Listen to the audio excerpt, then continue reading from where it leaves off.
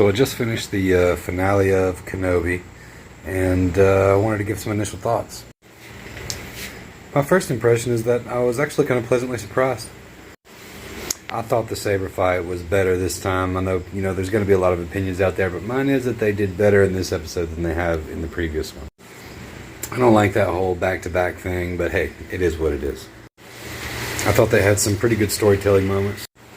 I thought Vader's dialogue could have been a little better, but, I thought their confrontation was pretty well done considering I wasn't expecting much going into this, and I definitely got more than I expected. I have a feeling they're going to do, maybe more episodes with Qui-Gon in it, and maybe a spinoff, I just hope if they plan to do that it's going to be good. I'm crossing my fingers, but we'll see. I really thought they were setting up Reva for a spinoff, but she dropped her saber, so we'll see about that too. My initial reaction is pretty good. We'll see more tomorrow. What's up, TikTok? Here I am again to offer my thoughts on Obi-Wan Kenobi. Why do you ask? Well, I'm a writer. I like TV shows. I like movies. I like books. So I like to talk about it. The positive, the negative, everything. So I watched the finale last night, and I said in my initial post last night that I was pleasantly surprised by the finale itself. They did some things better there than they have in the past. But every other episode leading up to the finale left me with a really bad taste in my mouth. Now, I'm not going to break down the plot and the choices and everything the various characters made. I've made some TikToks about those things in the past. You can go back and watch them if you want. So here are my favorite things about the series. First of all, that it happened in the first place. I was happy to see Hayden Christensen and Ewan McGregor together again.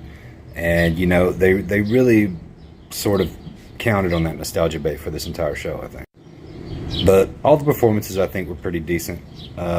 I know a lot of people are having problems with the Leia character and all that, but I think she did wonderful. I don't have any major problems with the way anybody acted their parts or anything like that. The second thing is I thought they did a pretty good job with, getting the aesthetic right. I think they did a lot of callbacks to the older trilogies and in the costumes and some of the sets and things like that, which I thought was cool. I thought visually it looked great. A lot of the saber fights, the light from the lightsaber was really vivid and washing out part of the screen, and I kind of enjoyed that artistically. Now, where did it fall short? Really, almost everything else. The writing in a lot of places was just really bad. They put the characters in these strange situations, and the characters executed the things that they did in odd ways, and a lot of it was kind of nonsensical. I feel like the show had a lot of trouble finding its identity. It would go wildly from really dark things like chopping off hands and hanging bodies in the square to really childish moments like Leia's chase and things like that. It's like they wanted to make a show marketed to adults but really made for kids. You know what I mean? The people who care about Obi-Wan Kenobi and Anakin Skywalker and Ewan McGregor and Hayden Christensen, all these characters getting back together for their big duel, are people who watched The Phantom Menace, Attack of the Clones, and Revenge of the Sith, etc., etc. But it's like Disney wanted to rope in a bunch of, new watchers along with that, and that's cool, but they didn't do it in a very subtle or artistic way. Figure out where you're aiming your show.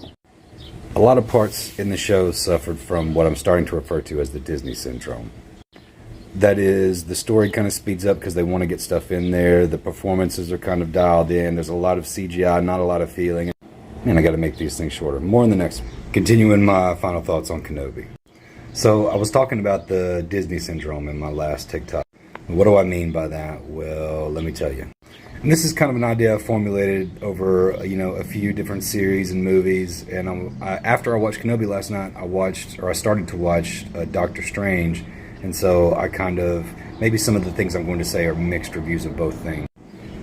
The products that Disney's presenting lately feel more and more like they're written by a committee, and worse, by a corporation.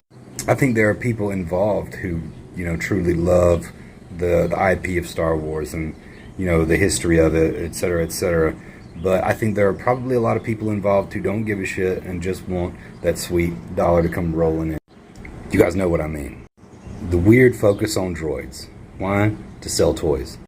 Those weird little pipper animals from The Last Jedi that nobody remembers or cares about. BB-F and 8. C-3PO and R2-D2, to some extent, they had personality in the story, and they kind of mattered.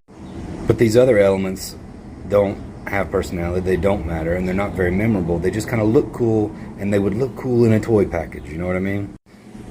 And I think they care less about breaking the canon of Star Wars and pissing off the Star Wars fans than they do about, maybe putting some elements into the story that they've probably focus tested in some group and figured out that people want because they've seen some buzz online or fan stories or something like that. Do I want to see Vader and Obi-Wan Kenobi duel? Hey, sure, I want to see it. But what does that mean for the story? What are the long-standing implications of the Kenobi series now? And that makes it really hard when you're trying to splice a story between one story and another that you wrote, a long time ago. Hey, I'm a writer, I understand that. That's a tough thing to do. You have to make it exciting, and at the same time, you can't affect anything that's already standing. I just don't feel like they've been very careful here. I'm sure that there's some lore masters out there that can point out all the little Easter eggs and reasons and things, and they're probably at war as we speak. Kenobi feels more like a product than it does a TV show. And that really breaks my heart to say it, because I'm a fan of Star Wars. I mean, I think Star Wars fan exists on a spectrum. Over here you've got people who have all the toys and they know every possible bit of lore, and over here you got people who have just seen the movies. I'm somewhere in the middle. And I'm also a fantasy writer, so some things just kind of jump out at me. Listen, I think we all knew what was going to happen when Disney bought Star Wars, is we were going to get a huge churn of product after product after product after product. And each one they pump out, just gets staler and staler. Even though I still love Star Wars, I love the setting, I love all the actors and the characters and everything, this doesn't make me look forward to the next thing. Just stop with all the callbacks and give us our old Republic show. Until next time. Do you like fantasy books? Of course you do. Why else would you be here? I'm D.W. Hawkins, author of The Seven Signs, and I'm here to tell you about my book, Child of the Flames. Right here. If you like world building, grown-up themes like war, political intrigue, action, those kinds of things, lots of magic, strong female and male characters, a fast-paced plot, or groups of interesting characters going on dangerous adventures to save the world, look right here. This is what you want. This is what you want. It's everywhere. It's free. You can go to my website, www.dwhawkins.com, and get it right now. Don't forget, The Seven Signs, Book 1 is Child of the Flames. Right here. Go get it today for free. dwhawkins.com. Until next time.